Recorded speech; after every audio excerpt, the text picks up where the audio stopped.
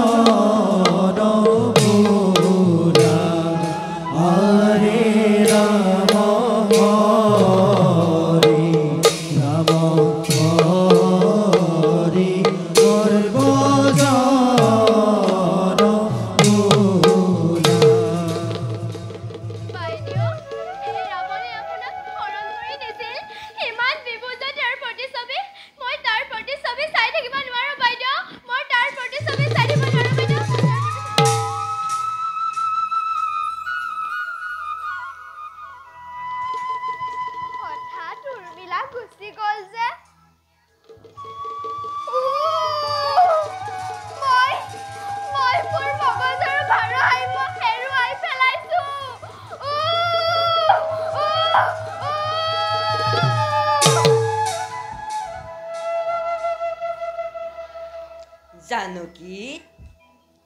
জানকী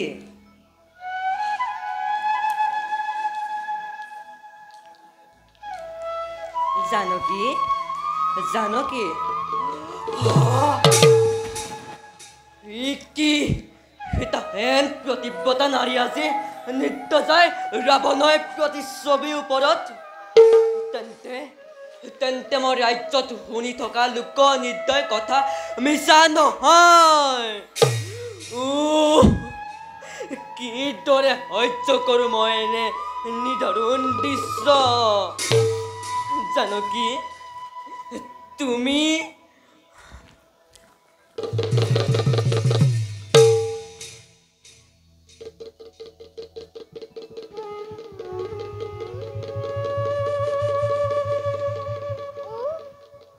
মই বাৰু বহুপৰ হলো নেকি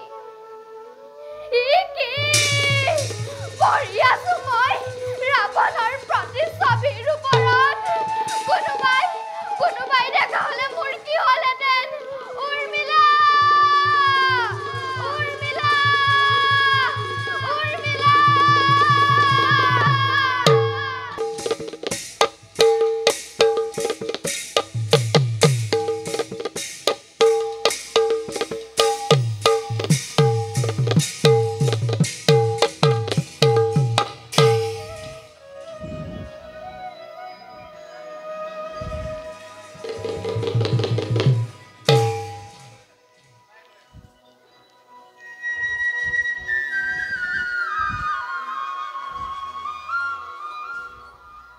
দাদা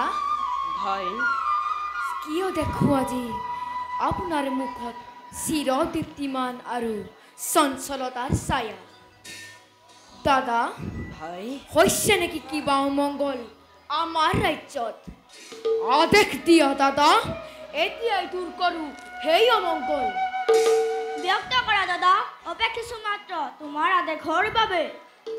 শুনা ভাইহঁত দাদা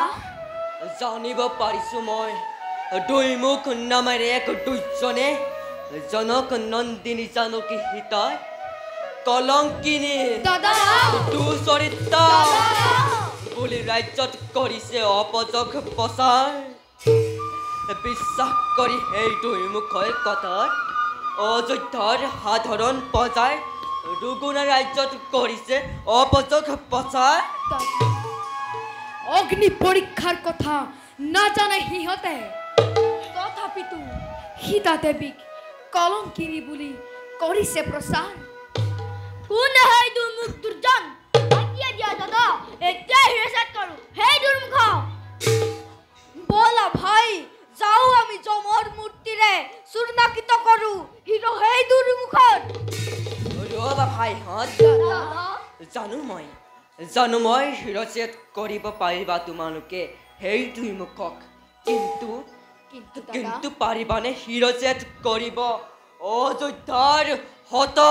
হত প্ৰজাগণৰ দাদা শুনা ভাইহঁত কালি মই ছদ্মবেশত ভুৰুত ৰাজ্যত নিজ কাণে শুনিলো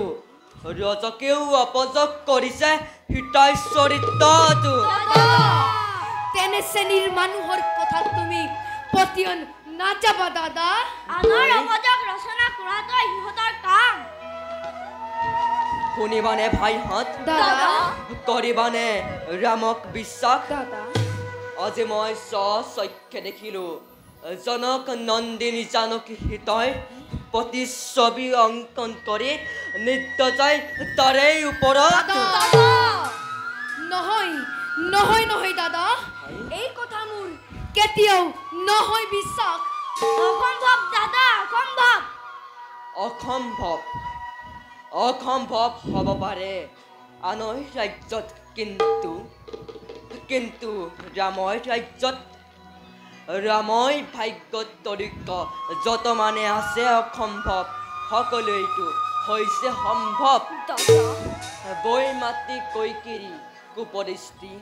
পঞ্চৱতী স্বৰ্ণমিক পানীটো পঙাহিলে এই সকলোবোৰেইটো অসম্ভৱেইটো সম্ভৱ হৈছিলে ৰঘুবংশী ৰামৰ ভাগ্যত কিমান সহিম আৰু হৃদয়ৰ জুই ৰাজকুলত জন্ম লৈ খাটিলো বনবাস 14টি বছৰ অন্যায় সময় কৰি বধিলো বালিক সেই তাপে দহি থাকে মোৰ হৃদয় সাগৰত হেতু বান্ধি সীতাৰ কাৰণে ব্ৰহ্মবধ কৰিলো লংকা শুনা ভাইহঁত নাই প্ৰয়োজন মোৰ স্বৰ্ণ সিংহাসন নাই প্ৰয়োজন মোৰ দেৱী জানকী সমগ্ৰ বিশ্বই যায় অপযোগ কৰে আলোচনা লংকাপতি ৰাৱণৰ হাতে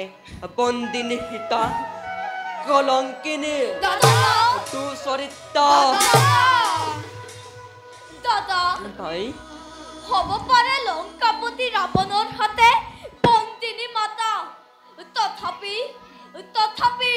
জনক নন্দিনী জানকী মাতৃ সতীত্বৰ জীৱন্ত প্ৰতিমা শুনা ভাইহঁত ৰজা মই প্ৰজা হেৰুৱা জানো ভালদৰে ৰজাৰ অসন্তুষ্টি কৰিব সাধন এইটো ৰাজধৰ্ম হ'ব জগতত প্ৰজাৰ তুষ্টি অৰ্থে কৰিব পাৰো মই সকলো কাৰ্য অপবাদ অপযোগ ৰঘুবংশ কলংক খণ্ডন কৰিব হেতু বিষয় জীৱ পাৰো মই এই স্বৰ্ণ সিংহাসন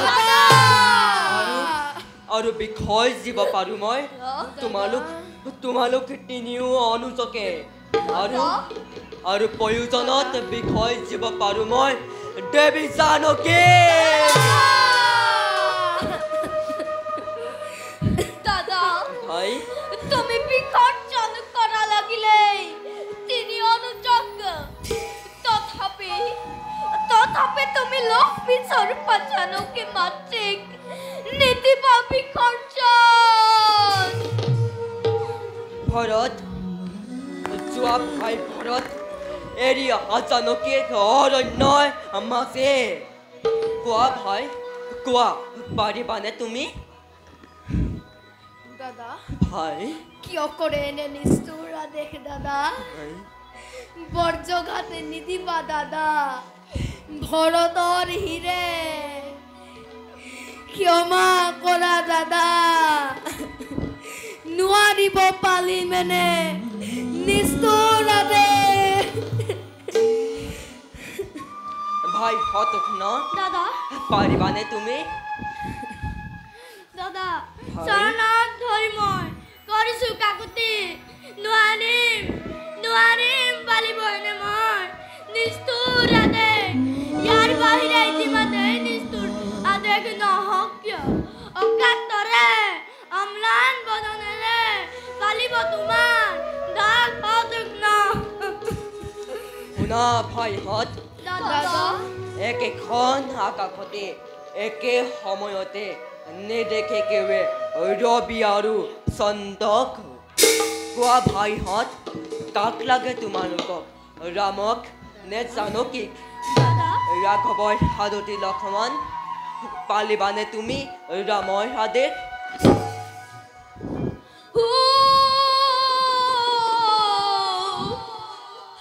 ৰঘুকুল আজি যাওক ৰসাতলে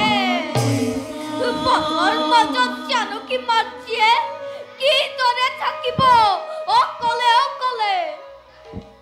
প্ৰত্যুত্তৰ নিদিবা দাদা ভাই শুনা ভাইহঁত দাদা সকলোৱে ঐক্যতে কালিলৈ প্ৰাতঃতে বাল্মীকি তপোবন দৰ্শন কৰোৱা চলেৰে এৰি থৈ আহিবা জানকীক অৰণ্যৰ মাজে ভাইহঁত এৰি থৈ আহিবা জানকীক অৰণ্যৰ মাজে এয়া ৰামৰ আদেশ ভাইহঁত এয়া ৰামৰ আদেশ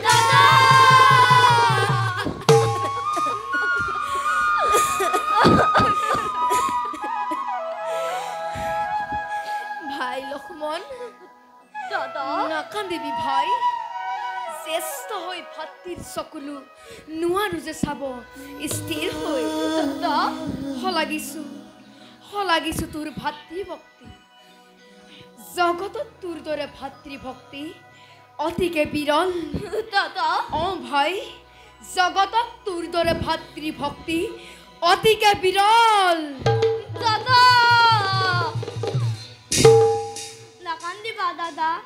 ভাই কান্দি আৰু কোনো লাভ নাই কিন্তু এটা কথা নুবুজিলো দাদা 14 বছৰ অনাহাৰে অনিদ্ৰাৰে থাকি বনত কাৰেঙত এৰি থৈ অহা স্নেহৰ উৰ্মিলাক আজি কোন হাতে দাদা আজি কোন হাতে এৰি আহিবা বনৰ মাজত কোৱা দাদা আজি কোন হাতে এৰি আহিবা বনৰ মাজত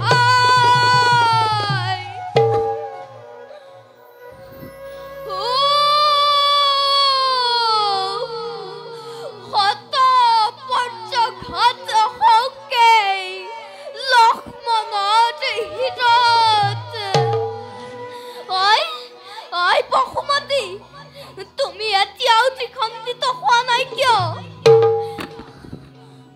তই জ্বলি উঠা নাই কিয় যিদিনা ৰাক্ষস ৰাৱণে জানকী মাতৃক হৰি নিছিল সেইদিনাতো তই জ্বলি উঠিছিলি পচন্দ বেগেৰে কিন্তু আজি কিয় দাদা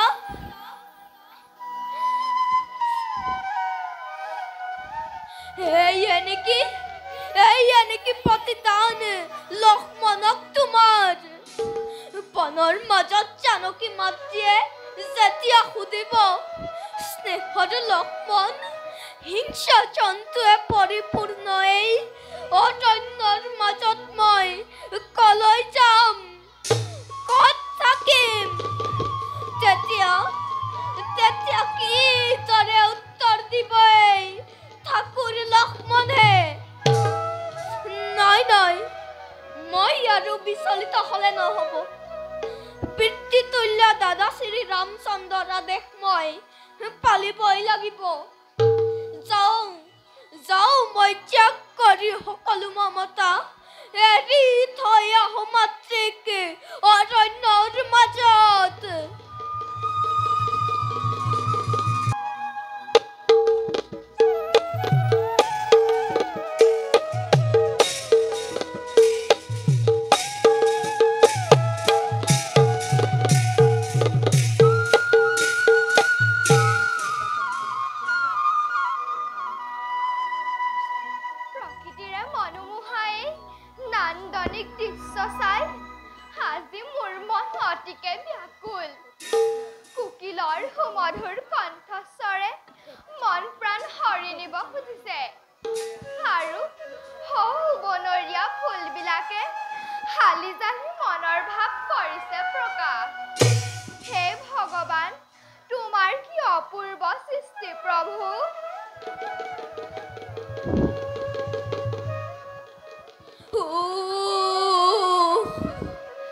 জননী স্বৰূপা জানকী মাতৃক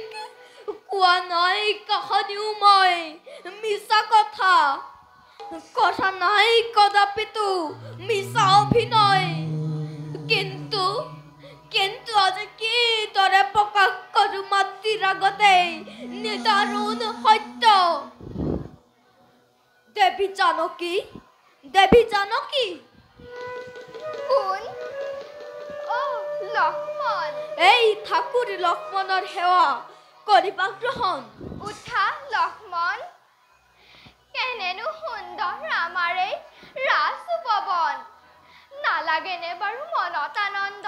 ইয়াত বিচৰণ কৰি হয় দেৱী অতিশয় সুন্দৰ ৰাজভৱন কিন্তু তাতোতকৈ সুন্দৰ বাল্মীকিৰ পুণ্য তপোবন লক্ষ্মণ দেৱী হঠাৎ কলা যে তুমি বাল্মীকিৰ পুণ্য তপোবনৰ কথা নুবুজিলো লক্ষ্মণ দেৱী লক্ষ্মণ দাদাই দেখিছে তোমাক বাল্মীকিৰ পুণ্য তপোবন দৰ্শন কৰাবৰ হেতু কি কলা লক্ষ্মণ দাদা হিয়া দেখিছে বাল্মীকি তপোবন দৰ্শনৰ হেতু দেৱী জানা লক্ষ্মণ দেৱী আজি মোৰ বাওঁ বাহু বাওঁ চক্ষু লৰিছিল সঘনে ভাবিছিলো কিবা অমংগলৰ চিন এয়া কিন্তু লক্ষ্মণ দেৱী এতিয়াহে আশ্বস্ত হলো ভবাই নাছিলো মোৰ জীৱনলৈ যে অনাকাংক্ষিতভাৱে এনে সৌভাগ্য আহিব এদিন তেন্তে দেৱী লক্ষ্মণ বিলম্ব নকৰি বলক যাওঁ আমি বাল্মীকি পুণ্যত ভুৱনৰ দিশে ব'লা লক্ষ্মণ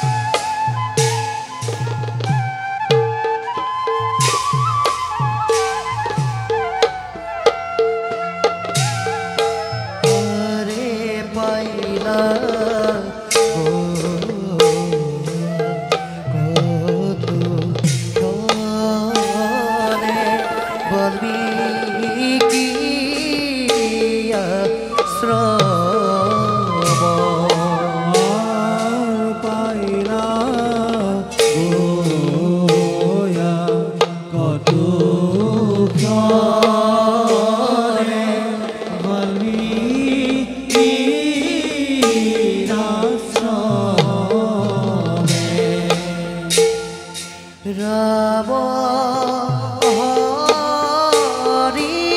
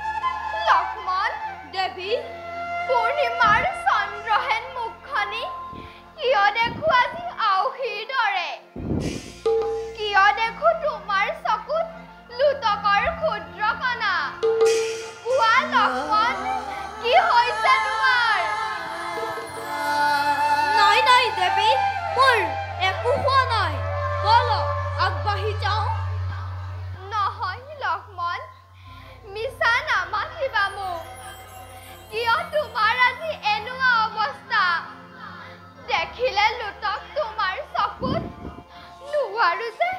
নোৱাৰো যে থাকিব স্থিৰ হৈ কি হ'ল লক্ষ্মণ তুমি মৌন হৈ আছা কিয় লক্ষ্মণ নাই দেৱী মোৰ একো হোৱা নাই কোৱা লক্ষ্মণ কি হৈছে তোমাৰ নাই দেৱী মোৰ একো হোৱা নাই কোৱা লক্ষ্মণ কি হৈছে তোমাৰ নাই লক্ষ্মণ নাই মোৰ একো হোৱা নাই লক্ষ্মণ কোৱা দশৰথী শ্ৰীৰামৰ অনুজ মিছা নামাতিবা নিদিবা কষ্ট আৰু জানকী মাতৃক মোৰ এই শপত হে সন্ত সূৰ্যাদি নক্ষত্ৰ মণ্ডলী কি দৰে চাই আছানে নিদাৰুণ দৃশ্য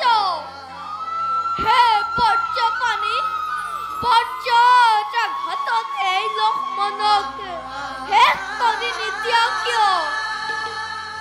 হে দেৱী লক্ষ্মণ জগত ধাতি চিৰপূজ্য জগতৰ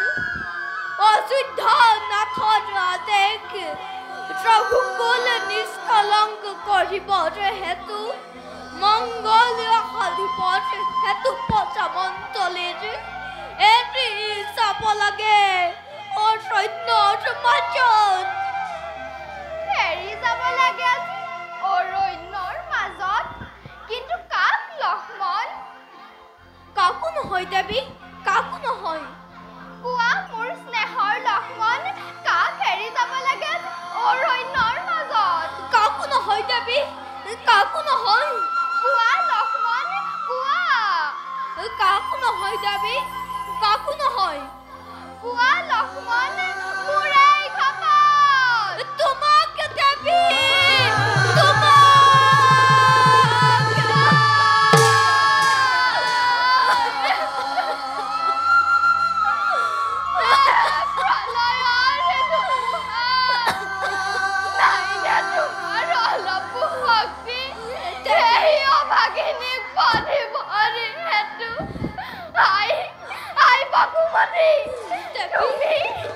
তুমি এতিয়াও স্থিৰ হৈ আছা আই জননী এই আছিল নেকি তোমাৰ মনৰ ইচ্ছা লক্ষ্মণ আজি শূন্য মই দেখিছো কালো প্ৰভু শ্ৰীৰামৰ তেজ মই গৰ্ভত কাঢ়িলো ধাৰণ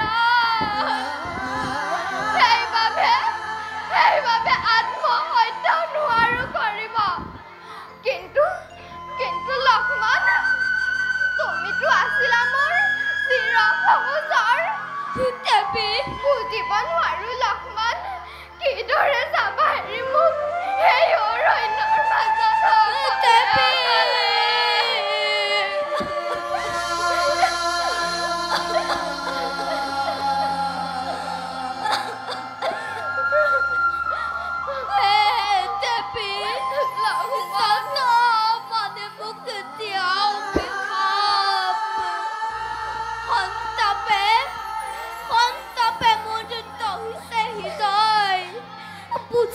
কিদৰে তোমাক দেৱী পিতৃতুল্য দাদা শ্ৰী ৰামচন্দ্ৰৰ আদেশ মাত্ৰ মই কৰিছো পালন যোৱা লক্ষ্মণ দেৱী মানুহ বেঠা বুজিব তোমাৰ সভাকৈ ৰামক জনাইছো প্ৰণাম ডাকিয়ে তেওঁৰ চৰণত জনমে যে ৰামহেন স্বামী পাওঁ কিন্তু এই সীতাহেন জনম মই কদাপিতো নাপাওঁ কিন্তু বনৰীয়া জীৱ-জন্তুৱে পৰিপূৰ্ণ অৰণ্যৰ মাজত মই কলৈ যাম লক্ষ্মণ মই কি কৰিম লক্ষ্মণ মই ক'ত থাকিম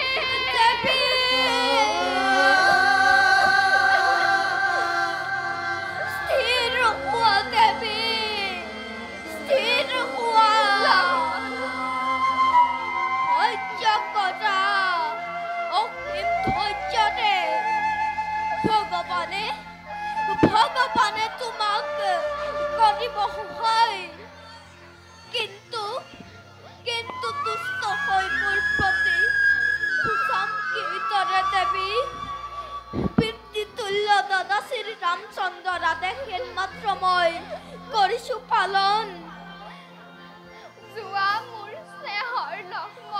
দেৱী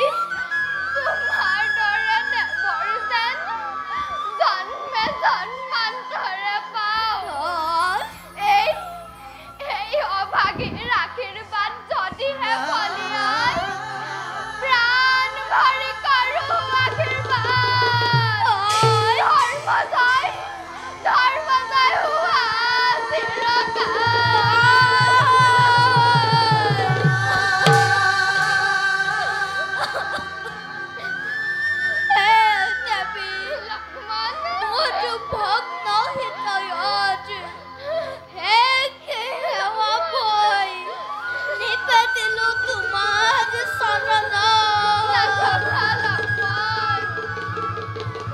বিদায় দি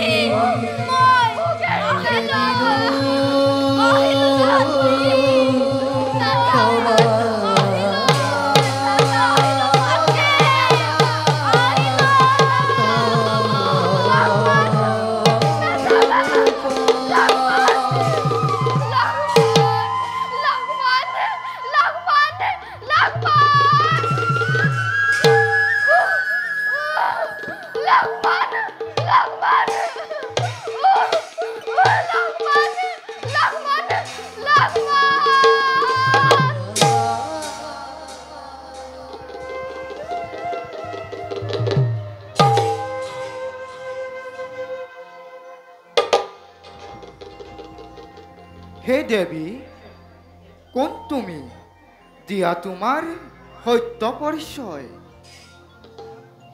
চিৰ অনাথিনী মই ৰামৰ পত্নী জনক নন্দিনী ৰামৰ পত্নী জনক নন্দিনী সীতা উঠা দেৱী উঠা কিন্তু কোন আপুনি দিলেহি সান্তনা মোক এনে সংকট কালত দিয়ক মোক আপোনাৰ সত্য পৰিচয় আই বাল্মীকি বুলি জানে আমাক সৰ্বজনে জ্ঞান অন্বেষণে হ'ল আমাৰ জীৱন সাধন বাস কৰোঁ আমি অৰণ্যৰ মাজে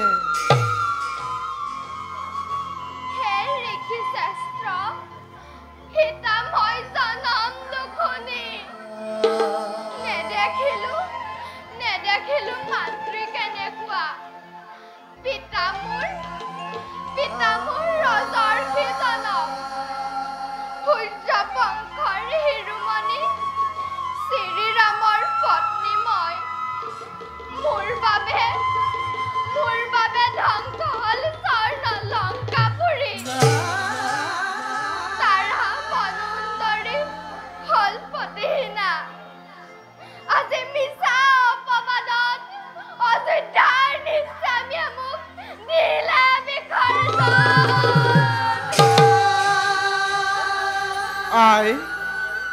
নকৰা বেজাৰ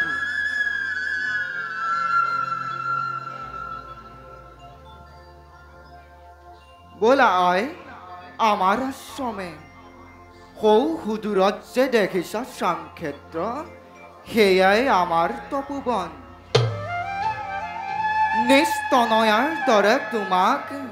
কৰিম পালন আই ব'লা আশ্ৰম পবিত্ৰ হওক তোমাৰ চৰণ স্পৰ্শই জীৱনৰ আটাইতকৈ কৰুণ দিনটোত আজি মোৰ মনত লাগিছে আনন্দ ঋষি শ্ৰেষ্ঠ বাল্মীকিক পালো মই পিতৃ স্বৰূপে পিতা অভাগীৰ সেৱা কৰিবা গ্ৰহণ সৌভাগ্যৱতী ভৱ উঠা আই এতিয়া ব'লা নকৰি পলম বলক পিতা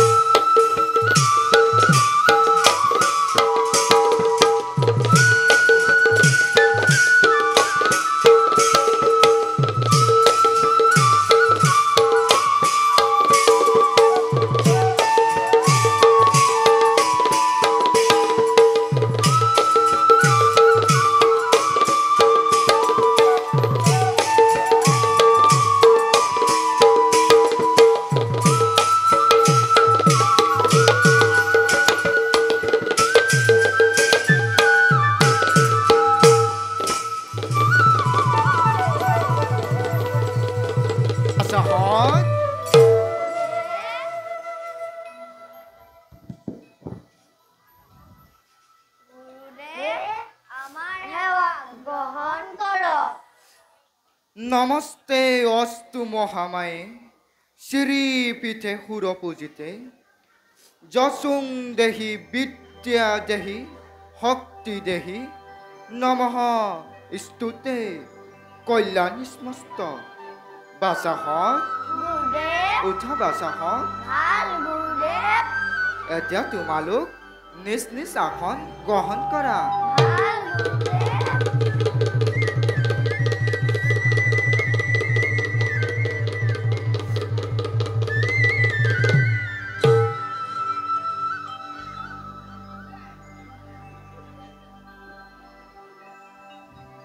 বাৰু বাচাহত গুৰুদেৱ মই শিকোৱা শ্লোকবোৰ তোমালোকৰ মনত আছেনে আছে গুৰুদেৱ বাৰু ল'ব গোৱাচোন তুমি ভাল গুৰুদেৱ ধিক বলং সত্য বলং ব্ৰহ্মা তেজু বলং একনে ব্ৰহ্মাদতে সৰ্বসানি হস্তানিমে ল'ব তুমি দেখিছো খুব সুন্দৰকৈ পাৰিছা বাৰু কুশ গুৰুদেৱ তুমি গোৱাচোন ভাল গুৰুদেৱ তদ্দত পকমি খাওঁ প্ৰসন্ন ইন্দ্ৰিয় মানসং তপুছত তপু মহৎ যদেৱ ব্ৰহ্ম কাৰণ বাহ তুমি দেখিছো বৰ সুন্দৰকৈ মনত ৰাখিছা বাৰু কুশক কোৱাচোন দেৱ এই কথাষাৰ কোনে কৈছিল মহাৰাশি বিশ্বামিত্ৰ গুৰুদেৱ মহৰ্ষি বিশ্বামিত্ৰ কৈছিল ল'ব গুৰুদেৱ মহৰ্ষি বিশ্বামিত্ৰই এই কথাষাৰ কেতিয়া কৈছিল বৈশিষ্ট্য মুনিৰ লগত যুদ্ধত পৰাজিত হয় গুৰুদেৱ কুশ গুৰুদেৱ কোৱাচোন এয়া ৰামায়ণৰ কোন কাণ্ডৰ কথা কুশ বাল্যকান্ত ৰামায়ণৰ কথা নহয়নে গুৰুদেৱ বাল্যকাণ্ড ৰামায়ণৰ কথা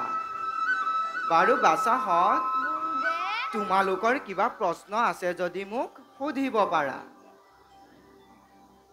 তেন্তে কওকচোন গুৰুদেৱ ৰামচন্দ্ৰ কাৰ পিতা তেওঁ হৈছে ৰজা সেয়েহে তেওঁ সকলোৰে পিতা আমাৰ আইৰু পিতা নেকি গুৰুদেৱ তোমালোকৰ আইৰু বাৰু বাৰু সেইবিলাক কথা পিছপৰে জানিবা বাচাহত গুৰুদেৱ যিহেতু তোমালোক ক্ষত্ৰিয় কুলোদ্ভৱ গতিকে শাস্ত্ৰ অধ্যয়নৰ লগতে যুদ্ধাদি কৌশলসমূহ জনাটো অতিকে প্ৰয়োজন সেয়েহে তোমালোক আজি পৰীক্ষাত অৱতীৰ্ণ হ'ব লাগিব পৰীক্ষা পৰীক্ষা বাচাহত গুৰুদেৱ উঠা তোমালোক ভাল গুৰুদেৱ বাৰু বাচাহত গুৰুদেৱ মই এতিয়া তোমালোকক কেইটামান বাহুযুদ্ধৰ কৌশল প্ৰদৰ্শন কৰিম তোমালোকে তাক ভালদৰে আয়ত্ত কৰি মোৰ সন্মুখত প্ৰদৰ্শন কৰিবা ভাল গুৰুদেৱ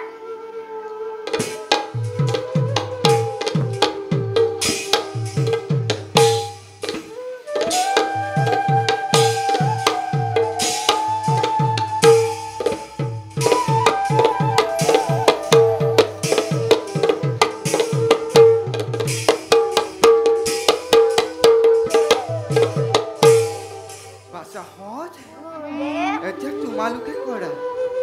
ভাল গুৰুদেৱ বাচাহত সুন্দৰ বাচাহত সুন্দৰ বাচাহত সাৱধান বাচাহত সুন্দৰ সুন্দৰ বাচাহত সাৱধান বাচাহত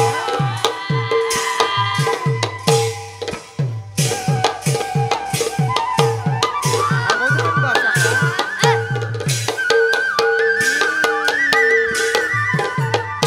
সুন্দৰ বাচাহত অতি সুন্দৰ বাচাহত গুৰুদেৱ তোমালোকে বাহুযুদ্ধৰ কৌশলসমূহ আয়ত্ত কৰি গুৰুৰ হৃদয় জয় কৰিব পাৰিছা। মোৰ বিশ্বাস তোমালোকে এদিন মহান যোদ্ধা হৈ পৰিবা। এতিয়া যোৱা বাছাহঁত কুটিৰত গৈ খন্তেক বিশ্ৰাম কৰাগৈ।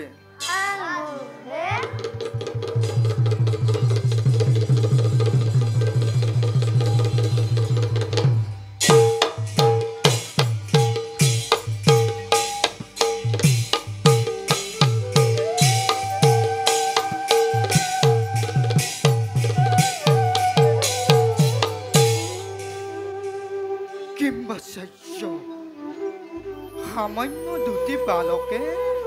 ক'ত পালে এনে শক্তি? এবাৰ মাত্ৰ দেখুৱাই দিলেই কাৰ্যত কৰে ৰূপায়ণ। নহয় এওঁলোক সামান্য বালক। প্ৰভু শ্ৰীৰামৰ ৰক্ত যাৰ শিৰে শিৰে হয় প্ৰবাহিত, জানকীৰ আশিস ভূষণ যাৰ কিবা জানো অসম্ভৱ হ'ব পাৰে। ধন্য বাল্মীকি, ধন্য তোমাৰ জীৱন।